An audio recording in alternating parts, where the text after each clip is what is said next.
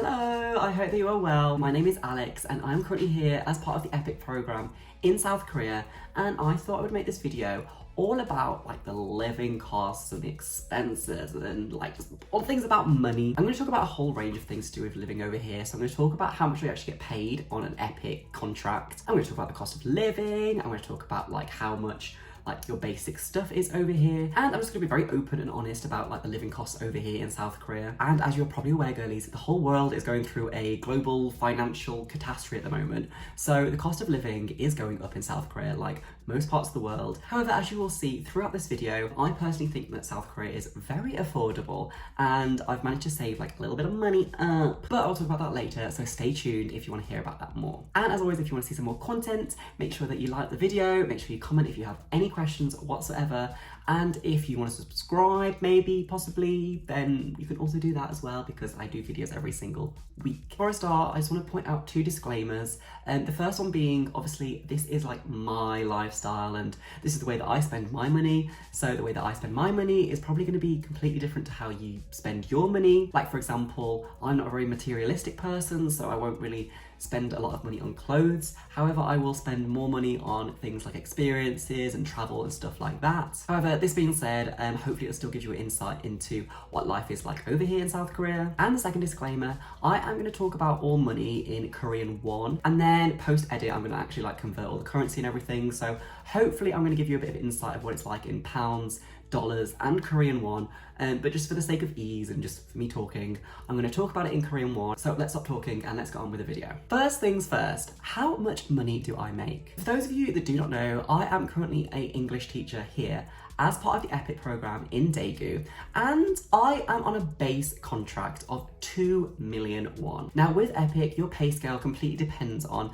many different factors such as experience and your location. For example, if you're located in Seoul, you're going to get like less pay. I believe it's like 1.8 million or maybe 1.9 million. However, I am here in Daegu, so my base pay is 2 million won, and it is my first year of teaching. However, this being said, I actually do get some bonuses being here in Daegu. So despite being in the actual province of Daegu, I actually get an 100,000 won bonus because I'm actually in the countryside, and many people that live in Daegu don't get this 100,000 bonus. But because I'm a rural girly, I get an extra 100,000 won a month, which is a huge bonus. And also I get another 100,000 won bonus because I teach at 2 schools. So that gives me a healthy sum of money of 2.2 million won per month. However, this isn't the only bonuses that I get because my school is very, very kind, and I'm very, very grateful that I do after school classes. And by after school classes, I don't mean like after my contract of school, so like after 4:30. After school is like after the children are at school. So my after school classes actually run from 2:30 till 4 o'clock, and I actually finish work at 4:30 anyway, so it's within my contract. But these after school classes, which is 2 classes a week, actually adds up to an extra 160,000 won per month. So in total, I actually get an extra 360,000 won a month, bringing my base total of pay over here without deductions to 2,360,000 won. And for those of you that are completely new to the whole won system over here in Korea, you might be thinking, 2.3 million? Are you like a millionaire? And technically, I guess I am. Like, I am a millionaire. I'm a multi-millionaire actually. But obviously this doesn't translate to like £1 million or $1 million, because girly, everybody would be over here in South Korea if that was the case. So like I said, I'm getting paid 2.36 million won over here in Korea. However, this does come with deductions, and some deductions are bigger than others. However, I think personally, like, deductions over here really isn't that bad. So the first deduction that I'm actually going to get into is like tax and everything like this. However, when I'm talking about this, you actually get it claimed back at the end of your contract or whenever you leave Korea. So as much as I'm getting it taken from my paycheck now, I'm actually at the end of my contract able to claim it all back and get it as like a tax reimbursement kind of situation. But currently I get deducted from my pay around about 90,000 won per month for like tax and like pensions and stuff like that. And it really isn't that much money. Like, it's a lot less tax than I would ever pay back in the UK. And like I said, I can claim this back because I'm not like an actual Korean citizen, which is such a gorgeous, gorgeous bonus. Like, I can't even fathom the idea that I'm gonna get it claimed back as well. So that is a huge benefit of me, but it is one deduction that I get from my payslip currently. And then another deduction that I get taken from my monthly allowance kind of thing is my phone contract. And again, this all depends on what kind of phone you get, what kind of contract contracts you get. And me personally, I got like this really good contract actually, and it was like 100 gigabytes, which I'm never going to use per month. Unlimited calls, unlimited texts,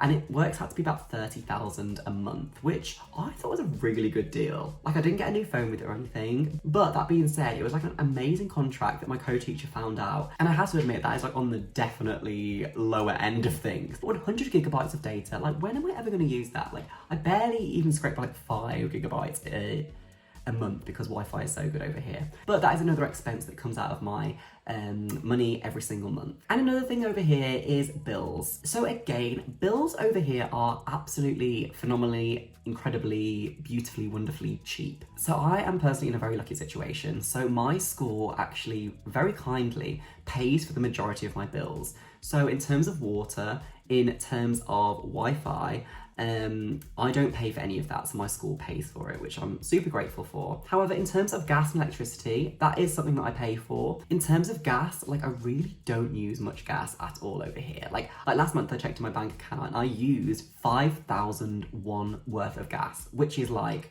nothing. That's like, it's so crazy to fathom that like the amount of gas that I used, which was like a small amount, like not a lot at all, only equated to 5,001. That is just like a coffee at the end of the day. That's crazy. And then also electricity, it's super cheap as well. And bear in mind, like I've had my air conditioning on all summer long. Like when I'm in the house, I've had it on the whole time. And the total of my electricity for last month came to 20,001. That's crazy. It's so crazy. Like, I feel sorry for people that are like stuck in the UK now, got like energy prices that are absolutely through the roof. And yes, bear in mind, like I'm very rural, my apartment is very small, and it is only me. But saying that, gas and electricity prices are still so cheap and it's super affordable over here in terms of bills. And just as a side note, as part of the EPIK contract, you do get free accommodation as well. So like rent is completely paid for. I don't touch anything to do with rent. I don't pay any subsidy. I don't pay any deposit or anything. So again, that is another benefit of my whole living experience over here. Like I don't pay rent, which I know in most places is going to be your biggest expense. So I'm super grateful I don't pay rent. Hallelujah, praise the Lord. And then moving on to part 2. So living costs over here in South Korea. So like I mentioned at the start of this video, I personally find that South Korea is a very affordable place to live. Don't get me wrong, there are some things that are very, very expensive.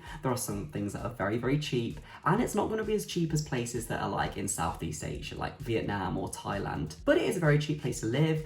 Living in the countryside is definitely a lot cheaper than living in the city, such as Seoul or Busan, for example. So just keep this in mind with things that I'm just about to mention. So food costs over here. Food is very like hit and miss about where you buy it and what kind of food you're getting. So if you're going to go to like a local market, if you're going to get some fresh produce from a local market, then that's going to be relatively cheap. And at these places too, you can haggle prices, so you can like ask for like a discount and stuff like this, and people aren't going to really rip you off, but you are going to find the cheapest prices in like open, fresh, organic markets. And on the other hand, you have got like big supermarkets, so you've got like E-Mart, you've got Home Plus, and prices do tend to be a bit more expensive for food. Some of the biggest things that I've noticed that are like most expensive over here, fresh meat in particular is very, very expensive, like a lot more expensive than back at home. Fruit and vegetables, oh my god, fruit and vegetables is so expensive over here. Like I didn't actually realise how expensive fruit and vegetables are. However, this being said, this is only in like supermarkets and stuff. You can buy like really, really cheap like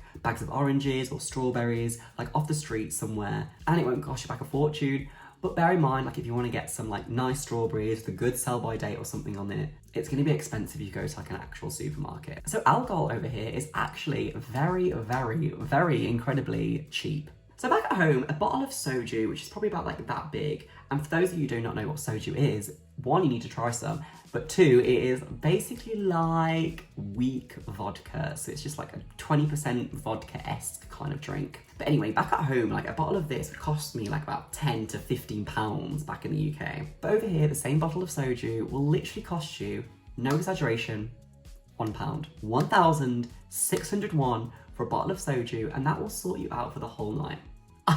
And I can't believe I'm even saying this because it's so cheap. And like drinks in bars and drinks in like when you're actually in the club or wherever else, like they are expensive, don't get me wrong. But like street drinking over here and like drinking outside of a 7-Eleven, and for those of you who've watched my other videos, absolutely, I bloody love that. But if you get a bottle of soju, a bottle of Sprite or a bottle of fruit juice, mix it together, that is your night sorted for less than 5,001. It's absolutely amazing. Like, I just don't buy drinks in clubs anymore. And I know that's bad for like the businesses, and I do feel sorry for them, but this is kind of what everybody does here in South Korea. And places will charge a lot more for entry to these venues because they know they're not going to buy as many drinks when they're actually in the club because they're absolutely waste off soju. But in general, things like soju, beer, spirits, wine as well is pretty cheap over here in Korea, and it's not going to set you back that much. So transport over here again is very affordable. When you're riding on public transport over here, such as buses or on subways, there's a thing called a T-money card, and this works everywhere in Korea, so it's not just limited to certain cities, but this is what everyone gets around and uses public transport with.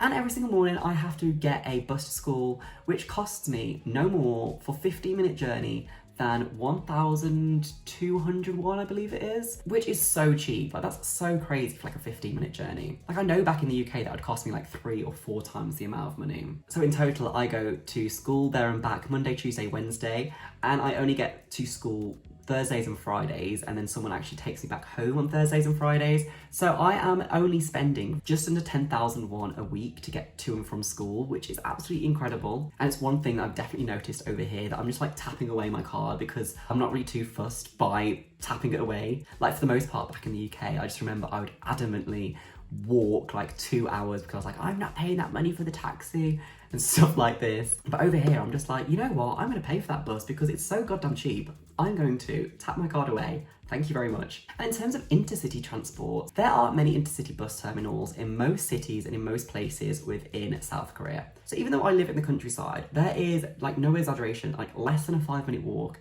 the intercity bus terminal is from me, that gets me to Seoul in about 3.5 hours, and a return journey is going to cost me around about 50,000 won. And if you compare this to things like the KTX or like trains, it's going to be at least double the price if you want to go via this route. And yes, it'll get you there quicker, and yes, you might be there in a bit more luxury, but buses over here are absolutely amazing. You've got like a full recliner seat, you've got like individual seats, so it's not just like cramped like 2-2-2, it's like 2-1-2-1-2-1. Oh my god, I'm just looking back at like trains and like buses back in the UK, and it just makes me never want to go back. Another thing that I like to spend my money on is accommodation. So usually every weekend I tend to go to like a different city because I kind of just want to escape like my rural lifestyle over here. Like, I don't hate it, I just want to escape sometimes. But accommodation is going to be, again, very cheap over here if you book in advance. So a lot of the trips that I've been on is with friends, and we kind of just like rent out like a hostel room. It's like a 4 or 6 bed hostel room, which is super incredibly cheap. And for like a weekend, so like for 2 nights, it's not going to set you back any more than like about 30,000 each. And that's on like the higher end of things. Like, usually like it costs us a lot less than that, and especially if there's more of us that go. But if I was to just go by myself, like, I can just stay in a hostel. But my advice for accommodation is just to book early, book in advance. But again, it's all down to like your personal preference and style. Even better, if you want to save even more money, you can just like meet up with people, flat share kind of thing. So say someone wants to come and visit you for the weekend, you can make them stay at your place for free. If you want to go and visit them in Seoul or Busan or something, you can stay with them for free for the weekend. So making connections with other people in other cities is a great bonus. Another thing that's really cheap over here is clothes. Like I mentioned this at the start of the video, I'm not really a materialistic person, so I don't really buy clothes over here. I've personally found the clothes that I have bought are quite low quality. Korean clothing is notoriously low quality clothing, and I wouldn't want to invest my money into things that are just going to break. But this being said, clothing is very affordable, probably because of the fact that it is low quality clothing. But even your stores like your H&Ms and your Zara's over here are still an affordable price, and you're not really going to break the budget buying some clothes over here. And another thing that I found relatively affordable over here is food whilst eating out. So again, this all depends on your preference of eating out. However, if you go to like these hole in the wall, very like family run, underground, not really known about places, like for example a jjajangmyeon is going to cost me like 4,000 won, which is absolutely nothing. However, if you stick to the more touristy places and the places that have got like 5 stars on like TripAdvisor and something, they're going to cost you back like 20,000 for a jjajangmyeon, which is kind of ridiculous. So if you just stay away from the touristy spots, find those little local places that might look a bit like from the outside, but actually on the inside. Why the hell did I just do that? I truly think it's like more authentic Korean food, and it's a lot cheaper, and it's better, and the service is better. for a cheaper price. So again, it is really what you make of it. So two things that I think are very expensive over here, or which can be very expensive over here. So the first one is coffee shops. So Korea loves its coffee shop and they make coffees incredibly. And coffee shops can be very expensive. A lot of coffee shops over here are like mad about aesthetic and like looks and just how things look. So there will be lots of options to add like coffee with cream and then sprinkles and then syrup and then ice cream and then marshmallow and then all these add-ons to this coffee, and you just don't need it, and it can really add up to like 10, 12,000 won just for a single coffee. But a lot of people over here literally just get Americanos, and an Americano is going to set you back, what, maybe 2,000, 2,500 in like just a regular coffee shop. If you are to go to places like Tusum Coffee or Edia Coffee or Starbucks, for example, it is going to be more expensive. So if you just go to like a local coffee shop that's probably family run, it's going to cost you a lot cheaper, and especially if you just get an Americano. And another thing that I found that can be very expensive over here is the noraebang. So for those of you that do not know, the noraebang is the singing room, the karaoke room over here in South Korea, and it can be very expensive if you want it to be. So the first kind of karaoke room is going to charge you like per person, per hour, and they can charge at like crazy rates of like up to 20,000 per person. And bear in mind, like these are bigger rooms. They will probably provide like a fruit platter or something like this as well. However, it's usually for like 6+ people in these rooms, but they're going to charge you by the hour, and by the time that you're thinking about the song and everything, who wants to sing, like this hour's going to go down, girlies, and you've paid 20,000 for this hour, and if you want another hour, you're going to have to pay another 20,000. However, what I do and what my friends do is go to the coin noraebang. It is incredible. So it's a very small room. It's probably going to fit 2, maximum 3 people in it, and I occasionally go there by myself. But this kind of place is going to set you back per song. So you can get like 4 songs for 1,000 won. And you can literally have like a great night there on like 5,000 won if you want to sing like 20 songs. And it's like the best time ever. Like, why am I going to pay 20,000 for 1 hour? Or why am I going to then pay 5,000 for 20 songs? Like, it makes no sense. So Koin Noraebang, if you're sensible and you want a cheap night, I recommend going there. And just a couple of other things just to round this video off of things that I've noticed about South Korea. A lot of things over here are actually free. So things such as hiking trails. The majority of them are going to be free. So if you enjoy hiking, you're not going to spend any money paying for hiking trails. There may be certain things on the hiking trails. So for example, I went to Daegu a couple of months back, and for example, I had to like pay for like an area of the cliff to see. It was only like 2,000 won. It was really cheap, but this was like kind of an exception. And another thing that's free are temples. Again, there are exceptions of places that you'll have to pay for, such as Gyeongbok Palace in Seoul, but the fee is like 2,000, 3,000 won or something like ridiculously small. But the majority of temples to go within the area, to actually go inside, are going to be free. So it's going to be a gorgeous, cheap day for you. And also things such as like museums, art galleries. Again, the majority of these are free, especially like the big ones, for example, like the national museums or the national art galleries and things like this. However, there will be some that you will have to pay for, such as like certain exhibits and stuff, but for the most part they are cheap or at least free. So this is another thing that you can do in Korea on a budget. And finally, it's a part of like going out and traveling that you definitely need when you go out, and it's one thing that I notice about public toilets in the UK. I just can't believe that we live in a world that you have to pay to use the bathroom at train stations. Like some train stations or bus stations in the UK, you have to pay like 50 pence to use the toilet. What is that about? However, in Korea, you will very easily find free, accessible public toilets